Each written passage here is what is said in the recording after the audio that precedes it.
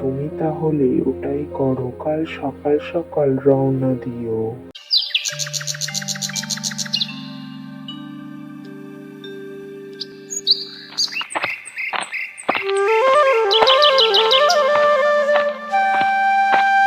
এই শিয়াল, তুমি আমাদের গ্রামের মধ্যে ঢুকেছো কেন?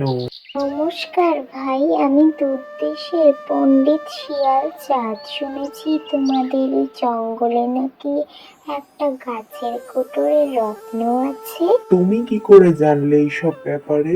বনদেবতা আমাকে পাঠিয়েছে। গাছের যত্ন নিতে হবে। যদি কেউ ভুল করে সেই গাছ ছুঁয়ে ফেলে তাহলে তার উপর দেবতার অভিশাপ লাগবে।